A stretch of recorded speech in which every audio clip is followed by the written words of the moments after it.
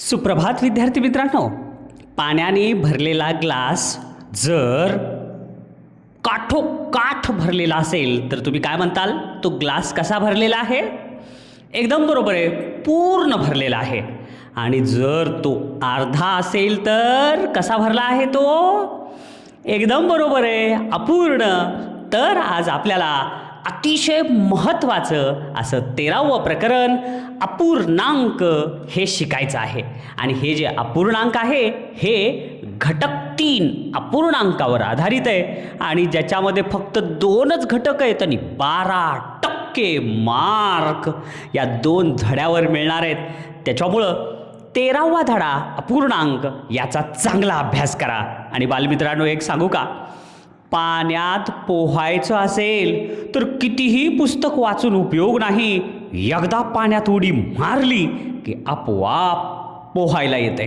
तसंच तुम्ही आता घ्या पुस्तक तुमच्या हातात आणि उघडा 13व्या प्रकरणामधला स्वाध्याय 13.1 आणि धडाधड प्रश्न सोडवा आणि मग बघा तुम्हाला आपोआप अपूर्णांक हा यायला लागेल. पाण्यात पडल्याशिवाय पोहायला येत नाही, तसं प्रश्न वाचल्याशिवाय ते सोडवायला सुद्धा येत नाही. त्याच्यामुळे उघडा पुस्तक आणि हो, पुस्तक घेऊनच बसा आणि स्वतः तुम्ही एकदा 13वं प्रकरण पूर्ण सोडवा. म्हणजे तुमचं तुम्हाला काय येतंय, किती येतंय ते कळू द्या. तुम्ही पूर्ण सोडवल्यानंतरच पुढे हे मार्गदर्शन भाग पाहायचा आहे. अगोदर तुम्ही सोडवा. हा, उघडा पुस्तक आणि सोडवा पटकन.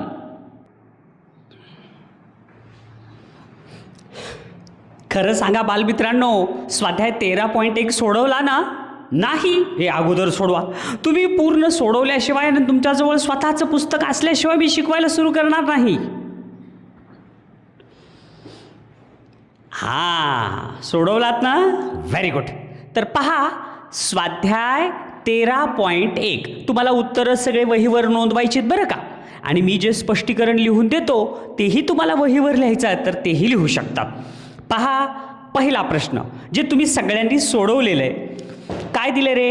8/19 हा अपूर्णांक अंकात कसा लिहितात? किती सोपा आहे. छेद कशाला म्हणायचं माहिती आहे का? छेद म्हणजे अशी रेष.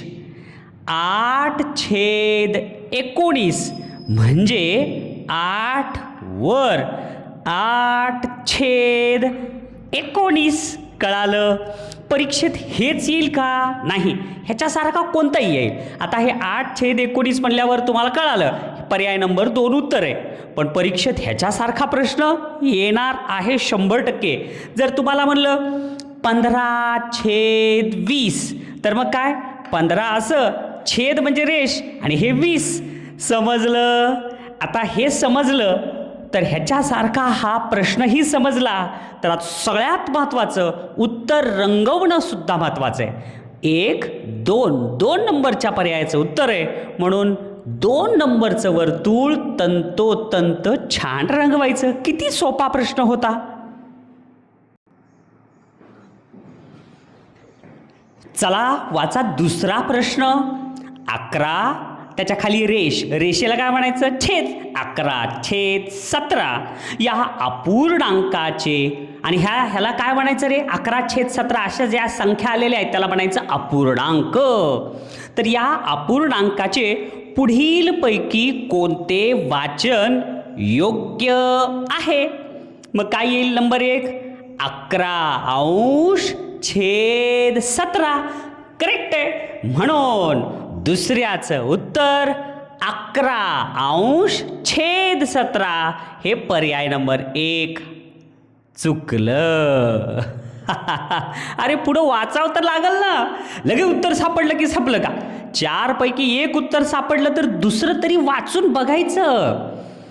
काय दुसरा पर्याय? 11/17. अरे दुसरं सुद्धा बरोबर आहे ना, 11/17. आता पर्याय नंबर 1 पण बरोबर, पर्याय नंबर 2 पण बरोबर. मग तुम्हाला काय वाटेल? अरे हे प्रश्नच चुकला बहुतेक, प्रश्नपत्रिकेतला प्रश्न चुकला. तसं नसतंय. तिसरा पर्याय वाचून बघा. 11/17 तर याला 11/17 असं सुद्धा म्हणतात. म्हणून ह्याचं उत्तर आहे पर्याय नंबर 4, सर्व पर्याय बरोबर. हे लक्षात ठेवा बरं का मुलांनो. परीक्षेत हे प्रश्न येणार नाही, पण ह्याच्यासारखा प्रश्न 100% येईल. त्याच्यामुळं समजून घ्या, उत्तर छान रंगवा. मला सुरुवातीला वाटायचं स्कॉलरशिप म्हणजे फार अवघड प्रश्न असतात, हुडहुडीच भरायची. पण तसं काहीच नाही. इतके सोपे प्रश्न आहेत ना, एवढे सोपे प्रश्न हसायला येतंय. बघा, तिसरा प्रश्न, आकृतीमधील रेखांकित भाग कोणत्या अपूर्णांकाने दाखवाल? बाबा बघा आता तुम्हीच किती सोपा भाग आहे. आता ह्याच्यात ही जी आकृती दिली आहे, ह्या आकृतीत किती भाग दिलेत? 1, 2, 3, 4, 5. म्हणजे एकूण भाग किती दिलेत? 5. म्हणून 5 लिहायचं छेदस्थानी आणि रेष म्हणजे छेद. तर वर किती रंगवलेत? तर 1, 2. आणि प्रश्नात काय म्हणलंय? रेखांकित भाग कोणत्या अपूर्णांकाने? रेखांकित म्हणले बरं का रे. म्हणजे त्याला चॉकलेट मिळालेत, ह्यांना चॉकलेट मिळालं नाही. तुम्हाला कळतंय रे हे फरक. तसं कुणाला रेखांकित केलंय आणि कुणाला रेखांकित नाही केलं, बरोबर आहे. म्हणजे हे छायांकित केलेले किती भाग आहेत? 2. म्हणून वर येणार 2, खाली येणार 5. ह्याचा अर्थ काय? 5 पैकी 2. काल परीक्षा झाली रे, किती मार्क पडले रे तुला? 5 पैकी 5 पैकी 2च पडले. मग ते असं लिहायचं, 5 खाली आणि पडलेले मार्क वर. उदाहरणार्थ आता ही गोल आहे पोळी, आणि ह्या पोळीचे असे जर तुम्ही भाग केले आणि ह्याच्यात जर हा एक भाग छायांकित केला, तर हे किती भाग? एका पोळीचे किती भाग केले? 4. 4 पैकी छायांकित किती भाग आहे? 1. कळालं? 4 पैकी 1. 1, 2, 3, 4. 4 पैकी 1 हे 5 पैकी 2.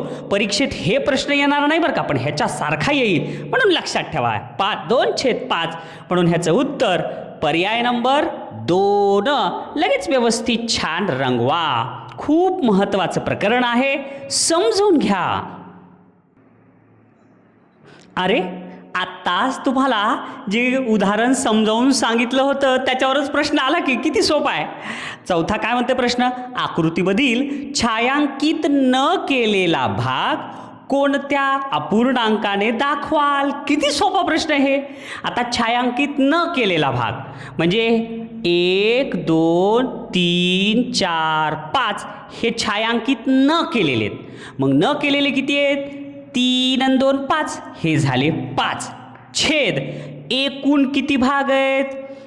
म्हणजे बघा हे 5 छायांकित न केलेले, 3 8, म्हणजे झाले हे 8. 8 पैकी 5 भाग हे छायांकित न केलेले. आणि आधीच्या प्रश्नात काय विचारलं होतं? छायांकित केलेले. किती सोपे प्रश्न आहेत आणि म्हणते स्कॉलरशिप अवघड आहे. एकदम सोपं आहे. 5/8 कुठं आहे? पर्याय नंबर 1 मध्ये. झालं, पर्याय नंबर 1 रंगवायचं. फक्त शांत डोकं ठेवून व्यवस्थित काम करावं लागतं, एवढंच आहे. झाला प्रश्न सोपा. पुढचा पहा. बाबा एक शेवटकर एक सोपेच प्रश्न यायलेत. 5वा प्रश्न, आकृतीतील छायांकित भाग कोणत्या अपूर्णांकाने दाखवाल? आता ह्याच्यात छायांकित भाग दाखवायचा आहे. आता समजून घ्या, ही सगळी मिळून एक आकृती आहे बरं का. नाही तर तुम्ही म्हणताल काय दिलं की बाबा, तसं नाही, ही सगळीच आकृती आहे. मग आता किती वर्तुळ दिलेले आहेत? 1, 2, 3, 4, 5, 6, 7, 8, 9, 10, 11, 12, 13, 14, 15. म्हणजे काय असेल रे? छेदस्थानी 15. आणि प्रश्नात काय म्हणलंय? आकृतीतील छायांकित भाग कोणत्या अपूर्णांकाने दाखवाल? म्हणजे 15 पैकी छायांकित किती आहेत? 1, 2, 3, 4, 5, 6, 7. म्हणजे 15 पैकी 7. म्हणजे आपलं उत्तर पर्याय नंबर 2 हे बरोबर आहे. कारण 15 एकूण भाग आहेत आणि 7 छायांकित आहेत. किती सोपं होतं. म्हणून याचं उत्तर पर्याय नंबर 2. आणि 2 व्यवस्थित रंगवा. फक्त एकच समजून घ्यायचं, छायांकित विचारलंय का न छायांकित, न रंगवलेले, हे एवढंच समजून घ्यायचं. झालं, आलंच उत्तर. आणि जर न रंगवलेले विचारलं असलं तर उत्तर किती आलं असतं? 15 पैकी किती भाग न रंगवलेले? 1 2 3 4 5 6 7 8 8 भाग न रंगवलेले. छायांकित विचारले म्हणून ते उत्तर. कसेही प्रश्न परीक्षेत येतात बरं का मुलांनो. अरेच्या, हाही प्रश्न अत्यंत सोपा आहे, मन लावून वाचायचा. एका वस्तूचे 3 समान भाग केले. प्रत्येक भाग कोणत्या अपूर्णांकाने दाखवाल? बाबा किती सोपं आहे बघा. आता एक वस्तू आहे बरं का, आता ही समजा ही वस्तू आहे अशी. आता ह्या वस्तूचे किती समान भाग केले? 3. 1 2 3. आता हे किती समान भाग झाले?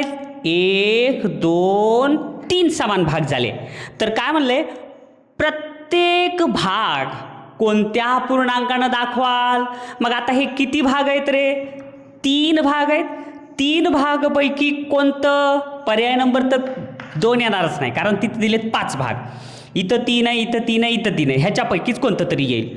मग 3 भागापैकी प्रत्येक भाग कशानं दाखवणार? पर्याय नंबर 1 3 पैकी 2. 3 पैकी 2 म्हणजे फक्त 2च रंगवले समजा. आता तुम्हाला जर विचारलं छायांकित भाग कोणते, तर तुम्ही काय म्हणताल? 2 रंगवलेलेत म्हणजे 3 पैकी 2. बरोबर आहे, जर रंगवलेले असले तर. बरोबर आहे ना. पण रंगवलेले तर नाहीच आहे इथं, म्हणून पर्याय नंबर 1 येणार नाही. पर्याय नंबर 3 मध्ये पण जर समजा एकच रंगवलेलं आहे तर काय येईल? 3 पैकी एकच रंगवलेलं. पण आपल्याला 3 पैकी 3ही दाखवायचे. कारण काय म्हणलंय प्रश्नात? काय म्हणलेलं आहे की कुठे गेला ते एकाच वस्तूचे 3 समान भाग केले तर प्रत्येक भाग कोणत्या पूर्णांकानं दाखवाल?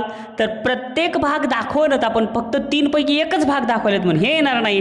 प्रत्येक भाग दाखवायसाठी 3 पैकी 3 हे उत्तर बरोबर आहे. म्हणून 6व्याचं उत्तर पर्याय नंबर 4. किती सोपा होता हे प्रश्न. पहा पुढचा. पहा 7वा प्रश्न. आणि 7वा प्रश्न पण सोपा आहे, पण एक नियम माहिती पाहिजे. अपूर्णांक दिलेले आहेत, कॉमा दिलाय बरं का. आणि यापैकी सर्वात मोठा अपूर्णांक कोणता असं म्हणलंय. 4 पर्याय दिलेत, 1 2 3 4 आणि ते 4च अपूर्णांक दिलेले आहेत बरं का. हे तुम्हाला कळालं ना. धड्याचं नाव अपूर्णांक आणि 2 मजली संख्या असेल तर त्याला म्हणायचं अपूर्णांकाची संख्या, अंश आणि छेद असलेली. तर म्हणले ह्याच्यापैकी मोठी कोणती? तर एक गोष्ट असं झूम करून बघा, सगळ्या अपूर्णांकाचे अंश सारखे आहेत का नाही? 1 1 1 1 हो की रे, सगळ्याचे सारखे आहेत. मग सगळ्याचे अंश सारखे असतील तर नियम काय म्हणते बघा. अंश समान असल्यास ज्याचा छेद लहान तो मोठा, ज्याचा छेद लहान असते ते मोठा असते. मग आता अंश सगळ्याचे सारखेत आणि छेद बघा इथं 3 9 6 8 ह्याच्यापैकी 9 पेक्षा 6 लहान, 6 पेक्षा 8 पेक्षा 6 लहान, 6 पेक्षा 3 लहान, हे 3 सगळ्यात लहान आहे. म्हणून ज्याचा छेद लहान ते सगळ्यात मोठा. म्हणून याचं उत्तर 1/3 आणि हे 1/3 कुठं आहे? पर्याय नंबर 1. म्हणून 7व्याचं उत्तर पर्याय नंबर 1. कळालं. मग आता असाच एक प्रश्न विचारू का तुम्हाला. 5/4 5/2 5/7 5/3.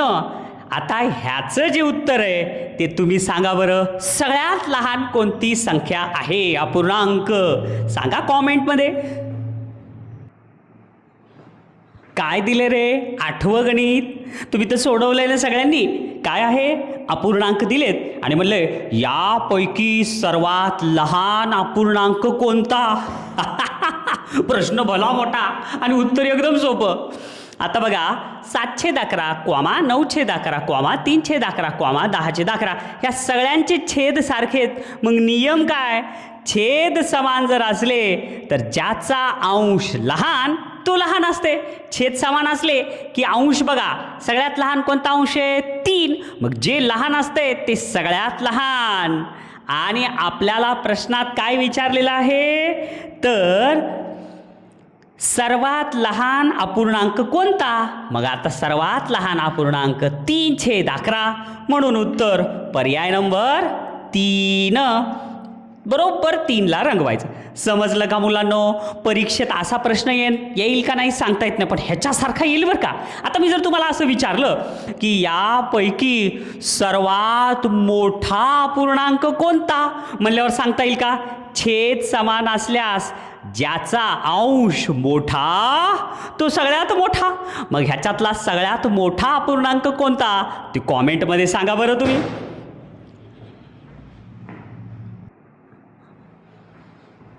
एवढ्या वर्षापासून मी गणित शिकवायलो मुलांनो, पण हे सगळे प्रश्न एवढे सोपे आहेत ना, फारच सोपे आहेत. बघा 9वा प्रश्न, 13/17 आणि चिन्ह दिले बरं का कसलं तरी.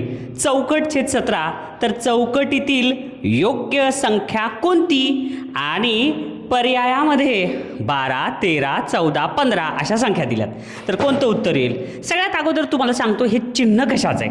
हे चिन्ह असते जे संख्या मोठी आहे त्याच्याकडे त्याचं तोंड असते.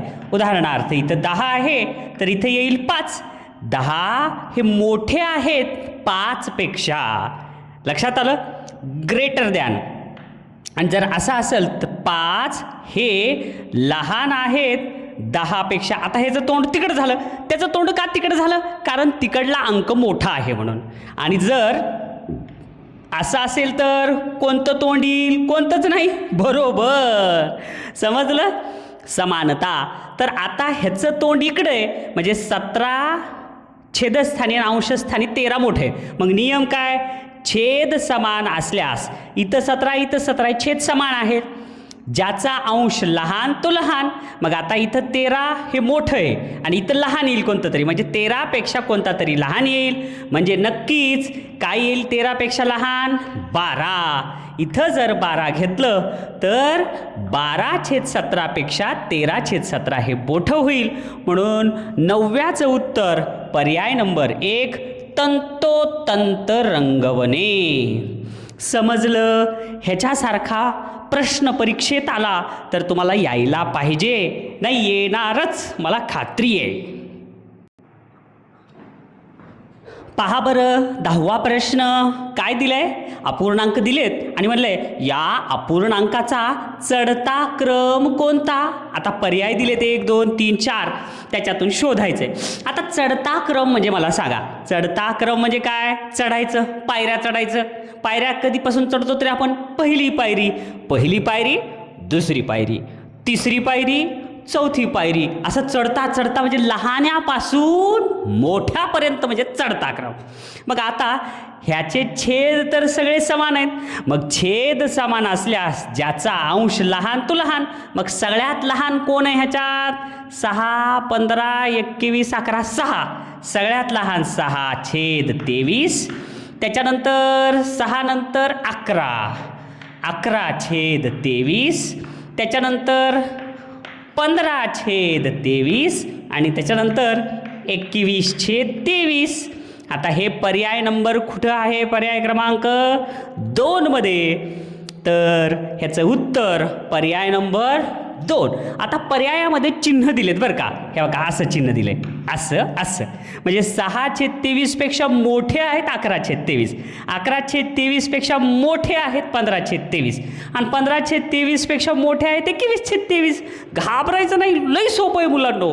म्हणून 10व्याचं उत्तर पर्याय नंबर 2 तंतोतंत व्यवस्थित रंगवा. पहा पुढचा प्रश्न.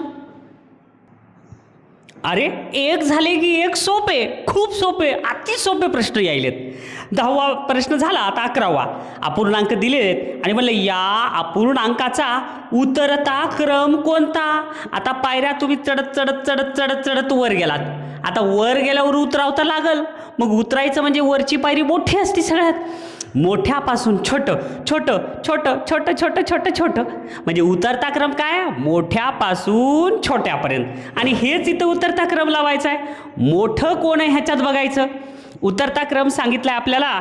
तर आता उतरता क्रम मध्ये सगळ्यात मोठं मग काय? आता इथं छेद तर सगळे वेगवेगळे आहेत. 11, 25, 33, 50. तर मग अंश सारखे आहेत. मग काय नियम आहे? अंश समान असल्यास ज्याचा छेद लहान तो मोठा. मग उतरत्या क्रमात काय असतं रे? सगळ्यात मोठं अगोदर. मग कोणतं येईल सगळ्यात मोठं अगोदर? सगळ्यात लहान कोण आहे ह्याच्यात? 11, 25, 33, 50, 11. मग सगळ्यात लहान आहे 7/11. 11पेक्षा थोडंसं मोठं कोण आहे? तर 11पेक्षा थोडं मोठं. अरे च्या, प्रश्न आणि उत्तर सेमच आहे. जशाला तसंच हे उत्तरचा क्रम दिला आहे त्यांनी. हेच उत्तर आहे.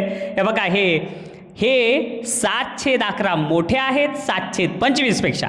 7/25 मोठे आहेत 7/33पेक्षा. आणि 7/33 मोठं आहे 7/50पेक्षा. आणि हे कुठं आहे? तर पर्याय नंबर 4 मध्ये. म्हणून तंतोतंत पर्याय नंबर 4 रंगवायचा. किती सोपा प्रश्न होता पहा. 12वा प्रश्न अगदी सोपा आहे बरं का. फक्त तुम्हाला थोडं गोंधळात टाकायचा प्रयत्न त्यांनी केला आहे. 26/31, 26/33, 26/35, 26/30, 26/29. आता हे 5 अपूर्णांक दिले तर काय म्हणले? हे अपूर्णांक चढत्या क्रमाने लिहिले असता. पहिल्यांदा चढत्या क्रमाने लिहिला, येणारा मधला अपूर्णांक व नंतर उतरत्या क्रमाने लिहिला असता येणारा मधला अपूर्णांक.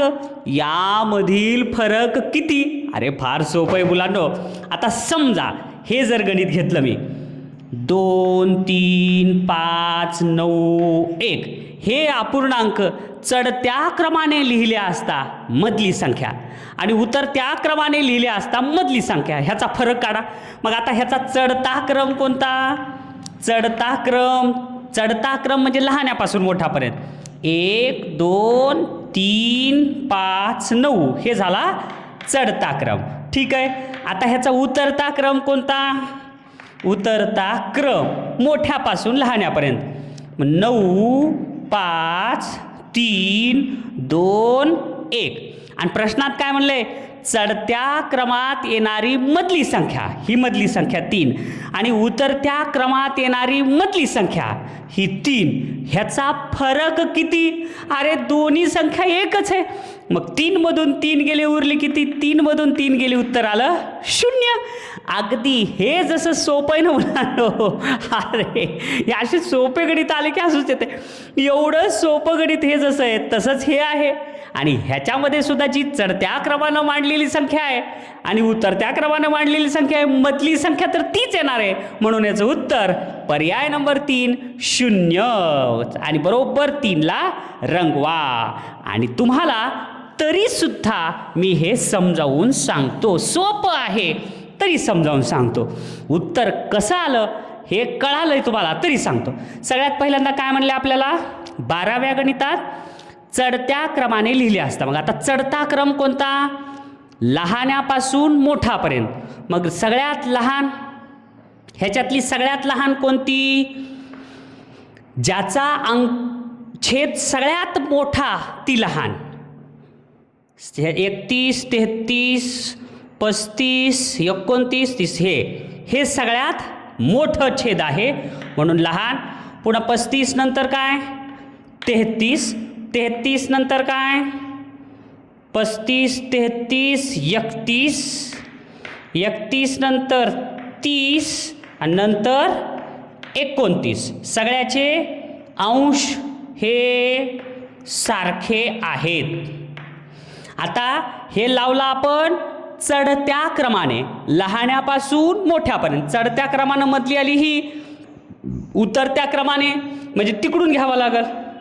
26/29, 26/30, पुन्हा 26/31, 26/33, 26/35. ह्याच्यामध्ये कोण आलं? हेच. मग 26/31 मधून 26/31 जर वजा केलं तर काय येईल रे? सगळं सेमच आहे म्हणून बाकी 0. म्हणून उत्तर 0. समजलं? परीक्षेत चुकू नका मुलांनो. इतके सोपे प्रश्न आहेत. अरे वा, हे तर फारच सोपं आहे. 13वा प्रश्न काय म्हणला आहे? अपूर्णांक दिलेत आणि म्हणले हे अपूर्णांक उतरत्या क्रमाने लिहिले असता येणाऱ्या दुसऱ्या व तिसऱ्या अपूर्णांकाची बेरीज किती येईल? कशानं लिहायचे समजून घ्या. उतरत्या मोठ्यापासून छोट्यापर्यंत. मग आता सगळ्यांचे छेद सारखेत. मग मोठा कोण आहे सगळ्यात? ह्याचं मोठा आहे 7, 7/8, कॉमानंतर 5/8, 3/8, नंतर 1/8. झालं का? हे उतरता क्रम, वरून खाली, मोठ्यापासून खाली. आता उतरत्या क्रमानं लिहिल्यावर काय म्हणले? दुसऱ्या व तिसऱ्या अपूर्णांकाची बेरीज. दुसऱ्या आणि तिसरा, हे दुसरा आणि तिसरा ह्या अपूर्णांकाची बेरीज किती येईल? मग आता ह्याची बेरीज 8 छेद सारखा आहे. मग अंशाची बेरीज करा. 5 आणि 3 किती? 8. म्हणजे 5/8 अधिक 3/8 ह्याची बेरीज. छेद जशाला तसा 8 राहतो. 5 आणि 3 8. 8/8 संपलं. उत्तर उत्तर आलंच नाही. म्हणजे आपलं चुकलं का काय? आता काय करावं? का परीक्षेतले प्रश्नच चुकला? लक्षात घ्या. 8/8 म्हणजे भागाकार असते. 8नं या 8ला भागलं तर 8 × 8, 8मधून 8 गेले 0. म्हणजे भागाकार काय आला? 1. म्हणून ह्याचं उत्तर 1 आहे. आणि हे 8 कटलं, हे 8 कटलं, उत्तर 1, जे की पर्याय नंबर 2 मध्ये. म्हणून 13व्याचं उत्तर पर्याय नंबर 2. समजलं मुलांनो? खूप खूप सोपं आहे. ह्याच्यासारखा प्रश्न परीक्षेत आल्यावर व्यवस्थित सोडवा. परत तेच प्रश्न यायलेत बरं का मुलांनो. 14व्या प्रश्नात काय म्हणलंय? अपूर्णांक दिलेत आणि हे अपूर्णांक चढत्या क्रमाने लिहिले असतात. चढता म्हणजे काय रे? चढता लहान्यापासून मोठ्यापर्यंत लिहिले असता. कोणता अपूर्णांक शेवटून दुसऱ्या क्रमांकावर येईल? पहिला, दुसरा, तिसरा, चौथा. आणि शेवटून दुसरा म्हणजे चौथा आणि तिसऱ्या म्हणजे तिसऱ्या क्रमांकावर कोण येईल हे सांगायचं. किती सोपा प्रश्न आहे. चढत्या क्रमाने मांडा. छेद सगळ्यांचे सारखेत. मग छेद सारखे असल्यावर काय म्हणले रे? छेद समान असल्यास ज्याचा अंश लहान तो लहान. मग छेद सारखे कुणाचा अंश लहान आहे? तर 5. 5 नंतर 7, 7 नंतर 10, 10 नंतर 11. म्हणजे हे सगळ्यांचे छेद किती आहेत? 36. आणि शेवटून दुसरा म्हणजे हे पहिला, दुसरा, तिसरा, चौथा आणि शेवटून दुसरा म्हणजे 10/36. उत्तर आहे पर्याय नंबर 3. आपल्याला तेच विचारलं होतं ना की शेवटून दुसऱ्या क्रमांकावर कोणता? तर 10/36. लगेच पर्याय नंबर 3ला रंगवा. होता सोपा प्रश्न. पहा पुढचा. बाबा, हे तर प्रश्न रिपीट झालाय. ह्याच स्वाध्यायामध्ये असाच प्रश्न आला होता बघा. जर 35/41 हे लहान आहेत स्टार/41 पेक्षा, तर स्टारच्या जागी कोणता अंक येईल? आता तुम्हाला तर माहिती आहे हे चिन्ह कशाचं आहे? तिकडलं मोठं आहे, बरोबर आहे. म्हणजे आता 35/41 पेक्षा हे मोठं म्हणजे 35 पेक्षा ही संख्या निश्चितच मोठी आहे. मग 35 पेक्षा 31 लहान, 29 लहान, 33 लहान, 36 हे 35 पेक्षा मोठं आहे. म्हणून याचं उत्तर पर्याय नंबर 4. 15व्याचं उत्तर पर्याय नंबर 4 येईल.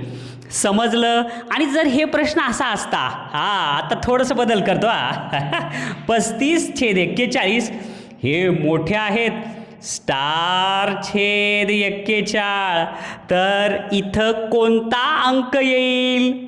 कॉमेंटमध्ये सांगा बरं. किती सोपे प्रश्न आहेत. पहिली दुसरीचे सुद्धा मुलं सोडवू शकतात एवढे सोपे प्रश्न आहेत. पहा 16वा प्रश्न. अपूर्णांकाची बेरीज दिलंय आणि विचारले किती? बघा बरं किती सोपं आहे. 3/13 अधिक 7/13 बरोबर किती? आता छेद तर सारखेच ना रे. मग छेद सारखे असेल तर अंशाची क्रिया करायची. ती क्रिया बेरजेचे. मग 7 आणि 3 किती? 10. म्हणून उत्तर काय येईल? 10/13. आणि हे कुठं आहे?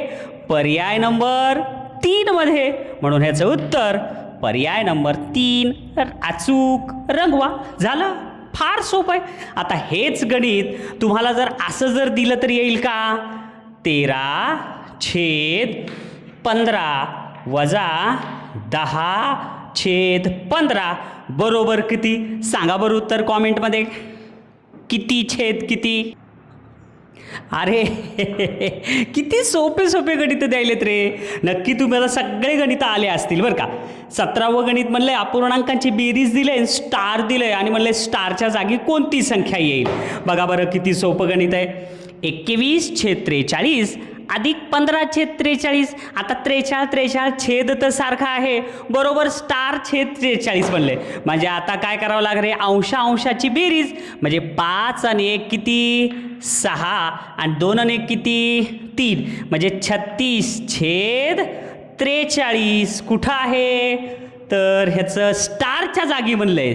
मग स्टारच्या जागी येईल 36. म्हणून उत्तर 17व्याचं उत्तर पर्याय नंबर 1. किती सोपं आहे. आणि हेच गणित तुम्हाला जर असं जर आलं एखाद्या वेळेस 21/43 वजा 15/43 आणि स्टार छेद 43, तर स्टारच्या जागी कोणता अंक येईल सांगा, करा प्रयत्न. 18वाही प्रश्न सोपा आहे, फक्त मन लावून वाचा बाळा.